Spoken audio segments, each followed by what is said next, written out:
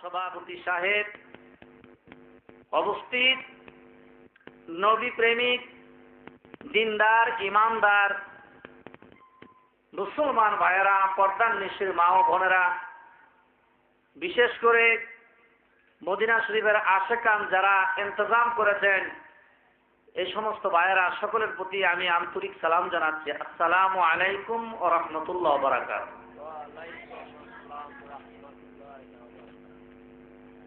মহান আল্লাহ পাকের দরবারে শুকর আদায় করি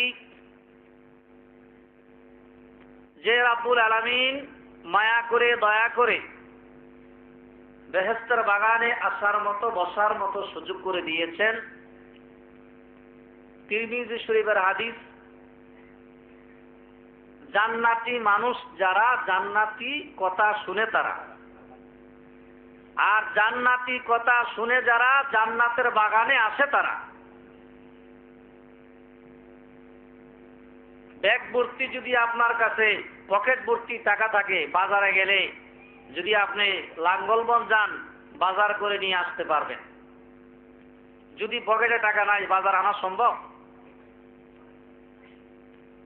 তো আমরা যারা গুনাহ করছি, গুনাহগার যারা, তারাই জান্নাতের বাগানে আসছি। আল্লাহ বলতেছে যারা জান্নাতের বাগানে আসে গুনাহ নিয়া, গুনাহ কাইটা থাকে, তার নামটা জাহান্নাম থেকে কাটাইয়া, গুনাহ কাটাইয়া তাকে জান্নাত দেওয়া হয়। সুবহানাল্লাহ পড়েন। আরো শুকরিয়া আদায় করি, বিনা চিঠিতে, বিনা নালিশে, বিনা মোবাইলে, বর্তমান তো মোবাইলের যুগ, মোবাইলের দরকার হয় নাই, চিঠির দরকার নাই, কোনো নালিশের প্রয়োজন নাই। ওই নবীর উম্মত আল্লাহ পাক আমাদিগকে বানাইলেন, যে নবীর উম্মত হওয়ার জন্য সকলেই আল্লাহর দরবারে ফরিয়াদ করছেন। সেই নবীর উম্মত আল্লাহ পাক দয়া করে আমাদিগকে বানাইলেন। সকলে বলুন আলহামদুলিল্লাহ। আলহামদুলিল্লাহ। আমি কুরআনুল কারীম থেকে আপনাদের সামনে একটা আয়াত কারিমা তেলাওয়াত করেছি, চেষ্টা করব ওই আয়াতের উপর আমি আলোচনা করতে। আল্লাহ রাব্বুল আলামিন বলতেছে, কাদ জাআকুম মিনাল্লাহি নূরুন ওয়া কিতাবুম মুবিন। আল্লাহর পক্ষ থেকে আল্লাহ বলতেছে, কিতাব এবং নূর সমূহ আমি তোমাদের নিকট পাঠিয়েছি। সুবহানাল্লাহ বলুন। সুবহানাল্লাহ। আল্লাহর নবী তিনি আলমে আরোহার জগতে ছিলেন, রূহের জগতে ছিলেন। আপনি আমি মায়ের গর্ভে ছিলাম, মায়ের গর্ভ থেকে আমরা দুনিয়াতে আসছি, কি বলুন? আর নবীজি আলমে আরোহার জগতে ছিলেন, রূহের জগতে। সেখান থেকে আল্লাহর নবীকে আল্লাহ রাব্বুল আলামিন পাঠিয়েছেন মায়ের গর্ভে। মায়ের গর্ভ থেকে তিনি আসছেন দুনিয়াতে। আল্লাহ রাব্বুল আলামিন ওনাকে সমস্ত নবী রাসূল সৃষ্টি করার আগে, সমস্ত জিন ইনসান সৃষ্টি করার আগে, সমস্ত মানব দানব সৃষ্টি করার আগে আল্লাহ রাব্বুল আলামিন নবীজিকে নবী বানাইলেন। নবীজির উসিলায় আমরা দুনিয়াতে আসলাম। সুবহানাল্লাহ বলুন। সুবহানাল্লাহ। বিবি আমিনা রাদিয়াল্লাহু তাআলা আনহা বয়ান করে, শিশু মোহাম্মদ যখন আমার গর্ভে ছিল, আমি বাড়ি থেকে যখন আরবদের দ্বারে দ্বারে গেলাম, কোটিপতি মানুষের কাছে গেলাম, ও আরববাসীরা আমাকে একটু তেল দিয়া সাহায্য করো। কি দিয়া সাহায্য করো? আমার সন্তান দুনিয়া আসবে, আমার সন্তানের চেহারা তো আমি দেখতে পাবো না, আমাকে একটু তেল দিয়ে সাহায্য করো। আরবের কোটিপতিরা বলল, ও আমিনা, তোমাকে তেল দিতে পারবো না, তুমি হলো গরিব, তোমার স্বামী নাই, তোমাকে তেল দিলে তুমি তেল পরিশোধ করতে পারবে না। বিবি আমিনা রাদিয়াল্লাহু তাআলা আনহা ব্যর্থ হয়ে চলে আসলেন। ওনার শাশুড়ি আম্মা অসুস্থ, বাড়িতে আইসা বলে, ও খোদা, আমাকে আর অত্যাচার মানুষ তেল দিয়া সাহায্য করে নাই, আমি গরিব বলে, আমার স্বামী নাই বলে। খোদা গো, আমার সন্তান দুনিয়ার মধ্যে আসবে, ওই সন্তানের চেহারা আমি কেমনে দেখবো? বিবি আমিনা চোখের পানি ছেড়ে ছেড়ে কাঁদতেছে। রব্বুল আলামিন ডেকে বলে, ও আমিনা, তুমি তেল দিয়ে কি করবে? বাতি জ্বালাইবে। তোমার গর্ভের মধ্যে এমন হেদায়েতের বাতি আমি দিয়ে দিছি গো, এই বাতি নিয়ে তুমি শুধু তোমার ঘর দেখবে না, ওই বাতি শুধু তোমার ঘরে আলোকিত করবে না, মক্কা আলোকিত করবে, মদিনা আলোকিত করবে, তামাম পৃথিবী আলোকিত করবে। ধরে কম সুবহানাল্লাহ। নবীজির মা বিবি আমিনা রাদিয়াল্লাহু তাআলা আনহাকে তেল দেয় নাই, আল্লাহর কি কুদরত দেখেন, আরব দেশের মধ্যে আল্লাহ এত তেল দিছে, তারা তেল বিক্রি করে সারা জীবন খাইতে পারবে কি পারবে না? পারবে। এত তেল আল্লাহ পাক দিয়েছেন আরব কান্ট্রিতে। আর তেল সমৃদ্ধ দেশ হলো সৌদি আরব। আজকে নবীজির উসিলায় তারা এত কিছু পেয়েছে, আলহামদুলিল্লাহ বলো আলহামদুলিল্লাহ। আমার নবীজি রহমাতুল লিল আলামিনকে কাফের বেঈমান যারা, তারা কখনো মূল্যায়ন করে নাই। আল্লাহ কোরআনুল কারীমের মধ্যে বলতেছে, সকলে আমার সঙ্গে বলুন, বিসমিল্লাহির রহমানির রহিম। ইউরিদুনা লিইউতফিউ নূরাল্লাহি বিআফওয়াহিহিম ওয়া ইয়াবাল্লাহু ইল্লা আইয়ুতিম্মা নূরাহু ওয়ালাউ কারিহাল মুশরিকুন। সাদাকাল্লাহুল আযীম। আল্লাহ বলে, কাফেররা চায় আমার নবীর নূরকে ফুৎকার দিয়ে নিভিয়ে দিবার জন্য, পারবে না। আমি রাব্বুল আলামিন নবীর পক্ষে আছি। নবীর পক্ষে যে আল্লাহ রাব্বুল আলামিন আছে, আমার নবীর নূর, নবীর আলো তামাম পৃথিবীতে জ্বালাইয়া দিবে। ধরে কোন সুবহানাল্লাহ। আল্লাহ রাব্বুল আলামিন বলেন, আমার হাবিবের নূর আমি তামাম পৃথিবীতে জ্বালাইয়া দিব, ঘরে ঘরে পৌঁছাইয়া দিব। রহমাতুল লিল আলামিনের নূর তামাম পৃথিবীতে আল্লাহ ঘরে ঘরে পৌঁছাইয়া দিছে। কিরা বলুন, কেমনে পৌঁছাইয়া দিছে? আজকে আমরা বাংলাদেশ থেকে নবীজির নাম শুনেছি, শোনার পরে 5 ওয়াক্ত নামাজ পড়ি কি পড়ি না? 5 ওয়াক্ত নামাজে যে আযান দেওয়া হয়, এই জায়গার মধ্যে আমার নবীর নাম আছে না নাই? ইকামতের মধ্যে আছে না নাই? নামাজের মধ্যে আছে না নাই?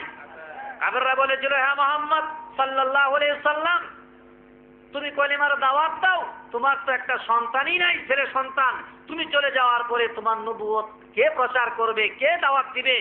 আল্লাহর নবীকে আল্লাহ জানাই দিলেন, ও বন্ধু, আপনি জানাই দেন তাদেরকে যে আমি সন্তান দিয়া কি করব? আমার যদি সন্তান হয় তাহলে আমি রাসূল, আনা খাতামুন নবীন। বুখারী শরীফের হাদিস, লা নাবিয়্যা বাদ, আমি শেষ নবী, লা নাবিয়্যা বাদ, আমার পরে কোনো নবী আসবে না। নবীর সন্তান যদি বেঁচে থাকে তাহলে নবী হবে কি হবে না? নবীর সন্তান বেঁচে থাকলে তিনিও নবী হবে। যেহেতু নবী শেষ নবী, ওনার পরে আর কোনো নবী নাই, রাসূল আসবে না। সুতরাং আল্লাহ পাক আগেই ওনার ছেলেকে দুনিয়া থেকে উঠাই নিয়েছে। সুবহানাল্লাহ। হে হাবিব, আপনার সম্মান আমি বাড়াই দিয়েছি। নামাজের মধ্যে আপনার নাম, ইকামতের মধ্যে আপনার নাম, আযানের মধ্যে আপনার নাম, সব জায়গার মধ্যে আপনার নাম। এমনকি আপনার নাম শোনার পরে মানুষ চোখের পানি ছেড়ে দেয়। জোরে কোন সুবহানাল্লাহ। মেরাজুন নবী, মেরাজুন নবী, মেরাজুন নবী, মেরাজুন নবী। বলুন, মেরাজুন নবী, মেরাজুন নবী, মেরাজুন নবী, মেরাজুন নবী। জিবরিল আমিন বুরাক নিয়ে উম্মে হানির দারে, নবী আমার বুরাক সরে সিদরাতুল মুনতাহা। বলুন, জিবরিল আমিন বুরাক নিয়ে উম্মে হানির দারে, নবী আমার বুরাক সরে সিদরাতুল মুনতাহা। আল্লাহ বলেন, এই গো হাবিব আসেন আমার দারে। মেরাজুন নবী, মেরাজুন নবী, মেরাজুন নবী। যখন গেলেন ইয়ারুস পাকে পায়েছিল জুতা, আল্লাহ বলেন, আই গো হাবিবি নিয়ে আসুন জুতা।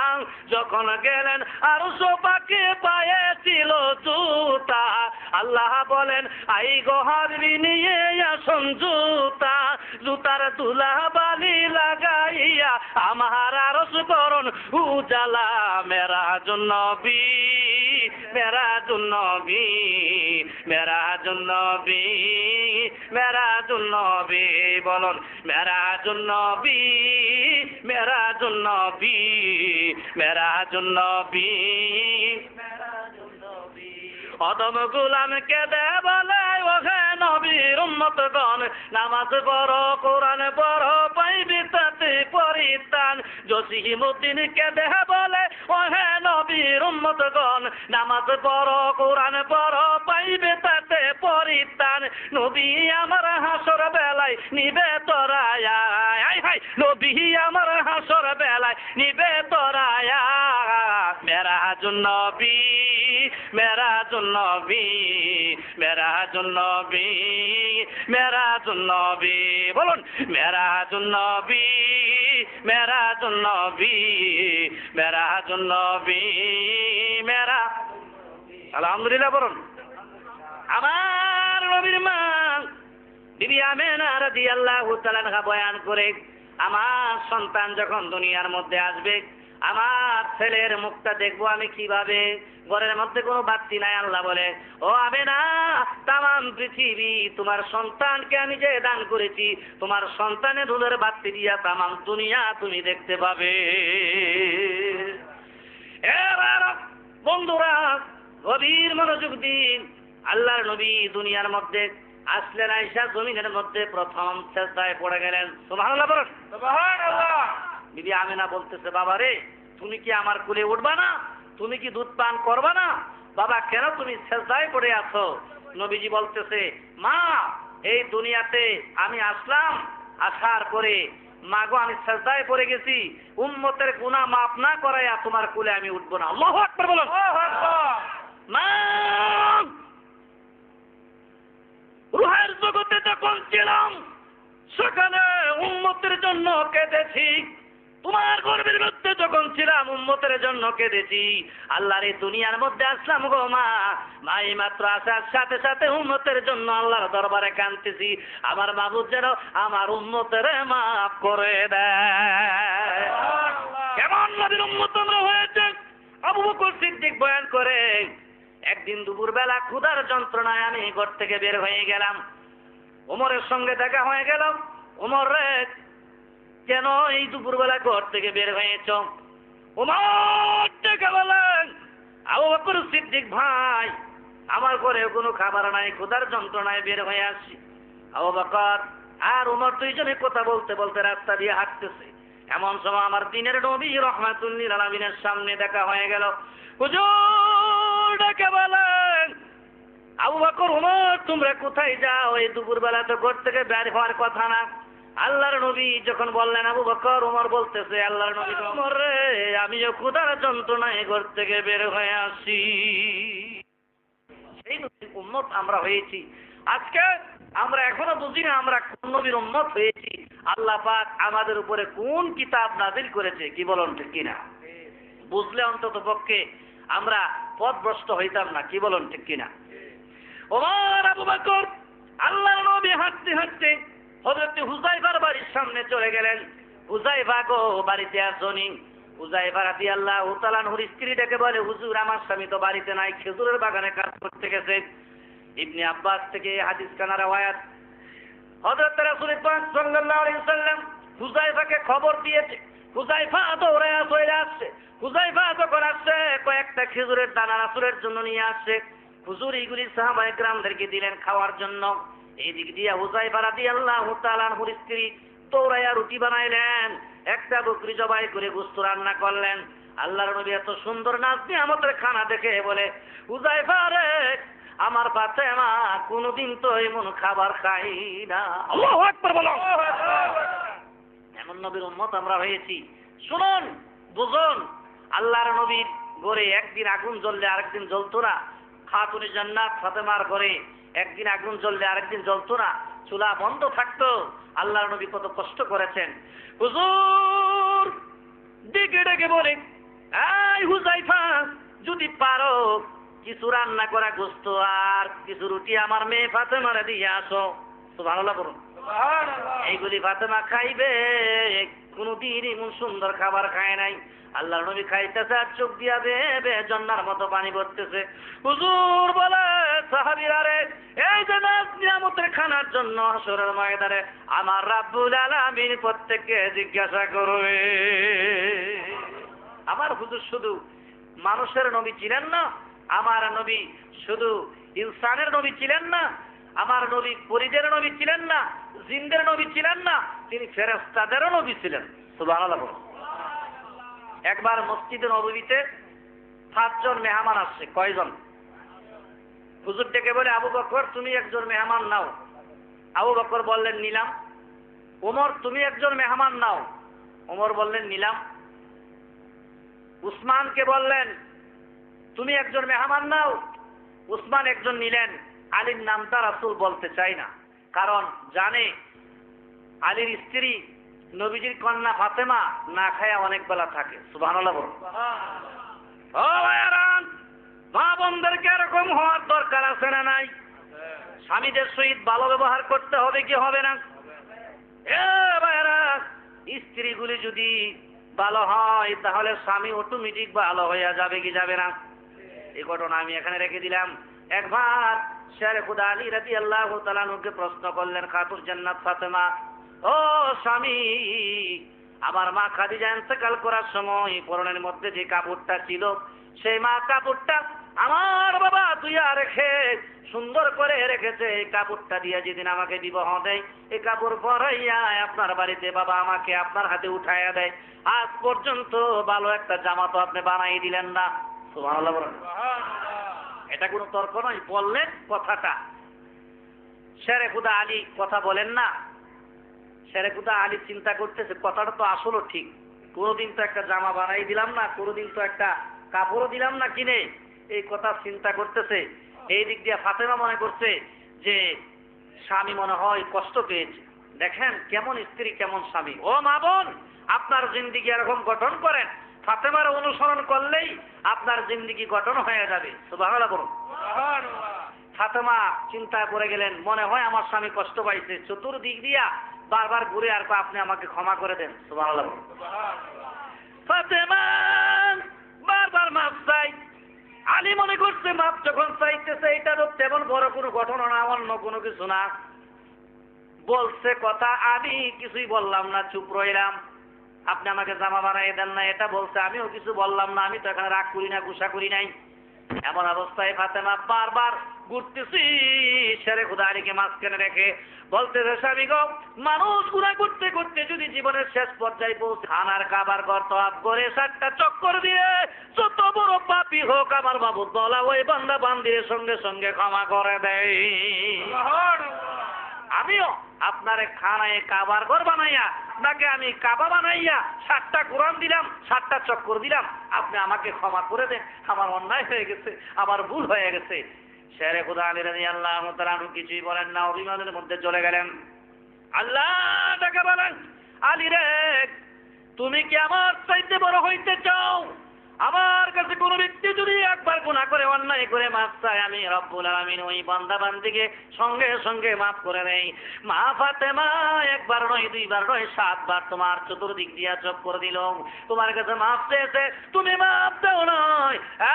আলী, তুমি কি আমার চাইতে বড় হইতে চাও নাকি? সঙ্গে সঙ্গে শেরে খুদা আলী সঙ্গে সঙ্গে মাফ করে দিয়েছে। জোরে কম সুবহানাল্লাহ, আর একটু জোরে কম না সুবহানাল্লাহ। আমার মাবুদ মাওলা আমাদের উপরে অত্যন্ত রহমত বরকত, কারণ আল্লাহ পাক একটা সেকেন্ড যে আমাদেরকে বাঁচায় রাখছে, এই হিসাবটাই তো আমরা সঠিকভাবে দিতে পারবো কিনা, কি বলুন? আমাদের মনের কত আশা, আমরা দুবাই যাব, মালয়েশিয়া যাব, টাকা রোজগার করব, গাড়ি বাড়ি করব, অনেকের মনের মধ্যে এরকম আশা আছে না নাই? আল্লাহ গো বান্দারে, আজকাল রাত্রেই তো তোমার শেষ, আজকে যদি মৃত্যু এসে যায় তাহলে তোমার সব রং খেলা তোমার শেষ হয়ে যাবে। আসুন আমরা আজকে যে মদিনার শরীফের আশাকান আমার নয়ন ভাইয়ের নেতৃত্বে যারা এই যুবকেরা আজকে যেখানে ছায়াস্থলে বসে আড্ডা দেওয়ার কথা, যে এই যুবকেরা এই টিভি সেটের সামনে থাকার কথা, যে এই যুবকেরা মদের আড্ডাখানায় থাকার কথা, তারা সেটা না করে আজকে এই সুন্দর একটা পরিবেশের মাহফিল ইন্তজাম করেছে। আল্লাহ পাক রব্বুল আলামিন ওই মাহফিলের উসিলায় তাদের মা বাবার কবর আযাব যেন মাফ করে দেয়, তাদের মা বাবার কবরটা যেন জান্নাতের বাগান বানায় দেয়। সকলে বলেন আমিন। আরেকটু জোরে বলেন আমিন। বলতেছিলাম বাবার মায়েরা আমার গভীর মনোযোগ দিন। শেরে খুদা আলী রাদিয়াল্লাহু তাআলার নামটা আমার নবীজি নিতে চাই না, জানে ফাতেমা একবেলা খাইতে পারলে আরেক বেলা খাইতে পারে না। আল্লাহু আকবার বলুন। নবীজি নামটা বলেন, আর তারপরও বললেন যে আলী, তুমি একজন মেহমান নিয়ে যাও। মেহমান যদি নিয়ে যাও, হাদিস শরীফে আছে যার বাড়িতে মেহমান আসে বাড়িওয়ালার গুনাহ বাড়িওয়ালার নামটা গুনাহ থেকে কাটায়া, জাহান্নাম থেকে কাটায়া জান্নাতে লেখায় দিয়ে মেহমান চলে যাও। সুবহানাল্লাহ। এই মেহমানরা আমরা দাম দেওয়ার দরকার আছে না নাই?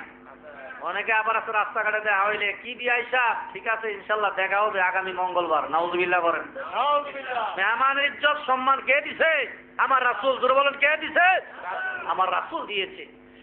আল্লাহর নবী ডেকে বলে, আলী রে, তুমি একজন মেহমান নিয়ে যাও। আমার মা ফাতেমা না খাইয়া তাকে মেহমান তোমার বাড়িতে পৌঁছে যাবে, সঙ্গে সঙ্গে জান্নাতি খানাও তোমার বাড়িতে এসে যাবে। আলীকে হুজুর এরকম মেহমান একটা না 2, 4, 5টা থাকলেও দিয়েন, কারণ জান্নাতি খাবারও আসবে মেহমানের উসিলায়।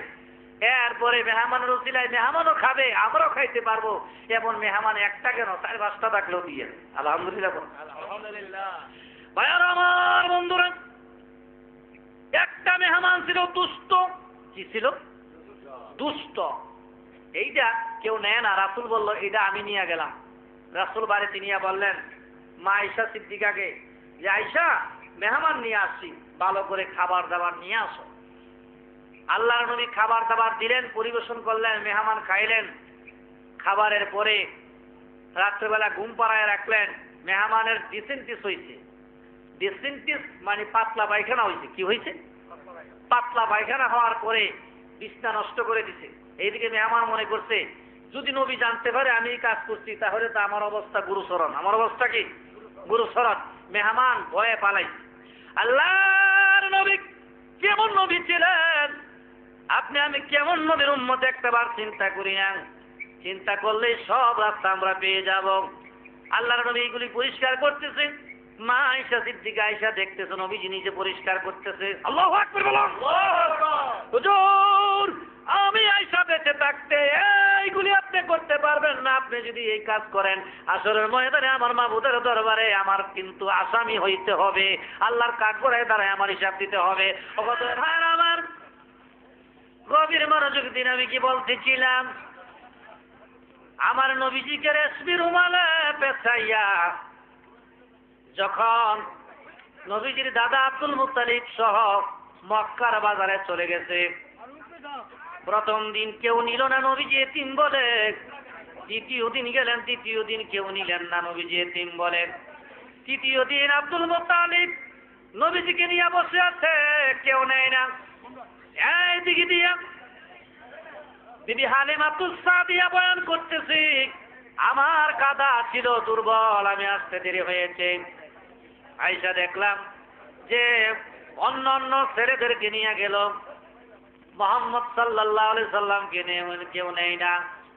তখন আমি বললাম, ও হালিমা, আমি ডেকে ডেকে বললাম, ও আব্দুল মুত্তালিব, তোমার এই নাতিকে এতিম বলে কেউ নেই না, তোমায় এতিম বলে নেই না কেহ। আমার সঙ্গে বলেন, তোমায় এতিম বলে নেই না কেহ।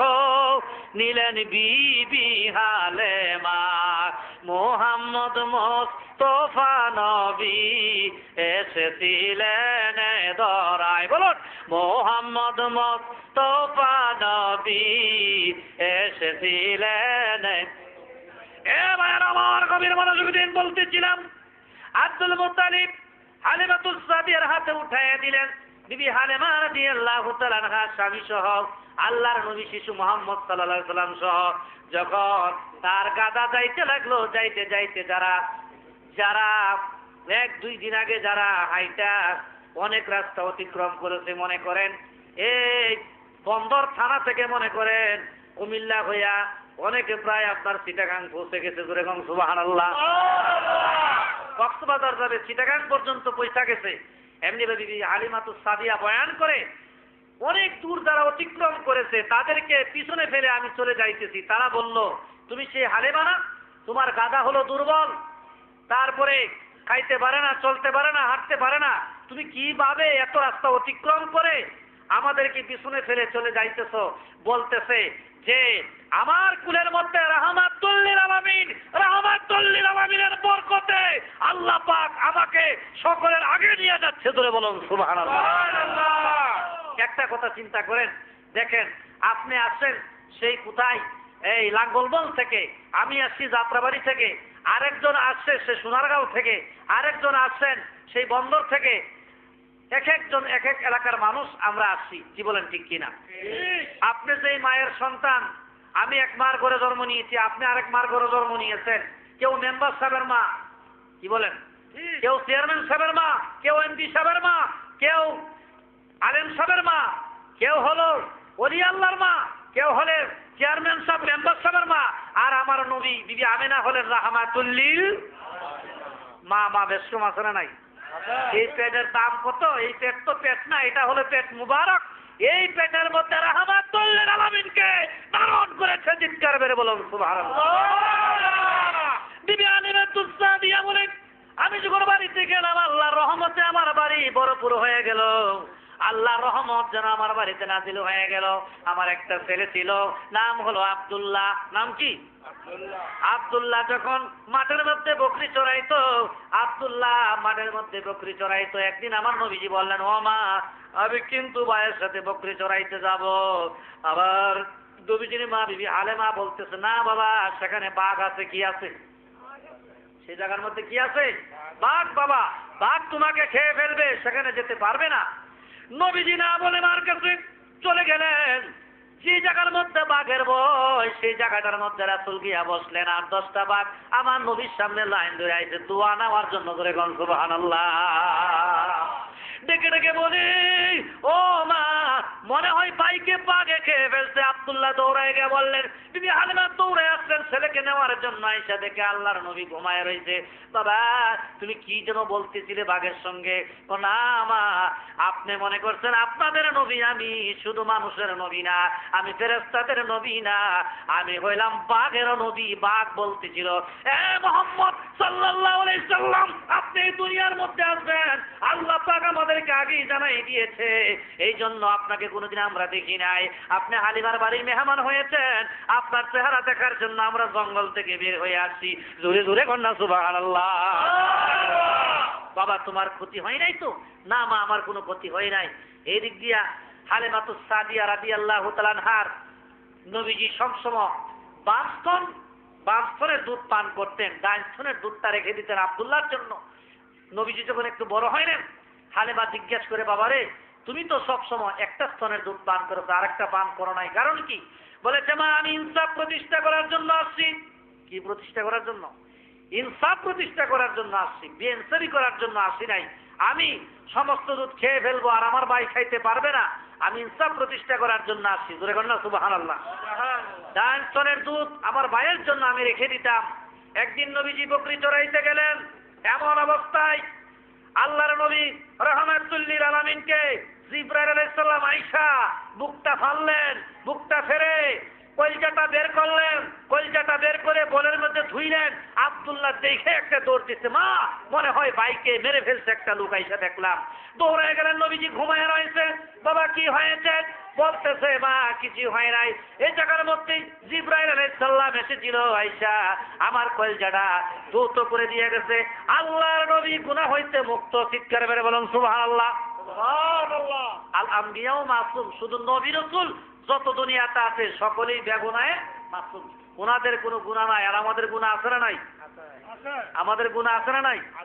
তাহলে গুনাহ আছে, এই জন্য মাহফিলে বসেন। আমি তো প্রথমেই বলছি, যারা গুনাহ নিয়ে আসবে, গুনার জায়গার মধ্যে নেক দিয়া বাড়িতে ফেরত দেওয়া হবে। সুবহানাল্লাহ পড়েন। আমার বাবারা মায়েরা, গভীর মনোযোগ দিন। বিবি হালিমাতুস সাদিয়া রাদিয়াল্লাহু তাআলা আনহা আমার নবীকে দিয়ে আসলেন তার মার বাড়িতে। বিবি আমেনা রাদিয়াল্লাহু তাআলা আনহা আমার নবীজি একদিন বলতেছে, মা, আমার বাবা কই? তোমার বাবা মদিনায় শুয়ে আছে। যখন বাবার কবরের পাশ থেকে নবীজি ডাকতেছে, বাবা আমারে কুলে নাও, আমার মোহাম্মদ তো একটু ডাক দাও, বাবা উঠে না। নবীজি তার মা লইয়া যখন আসতেছে আবুয়া নামক একটা জায়গায়, অনেক লম্বা ঘটনা সংক্ষেপ করে দিচ্ছি। মা এই জায়গার মধ্যে ইন্তেকাল করেছে। জোরে কন্যা সুবহানাল্লাহ। আল্লাহ ছাড়া আমার নবী এ দুনিয়াতে কেউ নাই। মা বলেছে, বাবারে, আল্লাহর হাতে তোমারে আমি সুপর্দ করে গেলাম। জোরে কোন সুবহানাল্লাহ। আল্লাহ আল্লাহ আল্লাহ আল্লাহ আল্লাহ আল্লাহ আল্লাহ আল্লাহ আল্লাহ আল্লাহ বলুন, আল্লাহ আল্লাহ আল্লাহ আল্লাহ আল্লাহ আল্লাহ আল্লাহ আল্লাহ আল্লাহ। তোমার দয়ার আশায়, তোমার করুণার আশায়, তোমার দয়ায় বেঁচে আছি আমরা।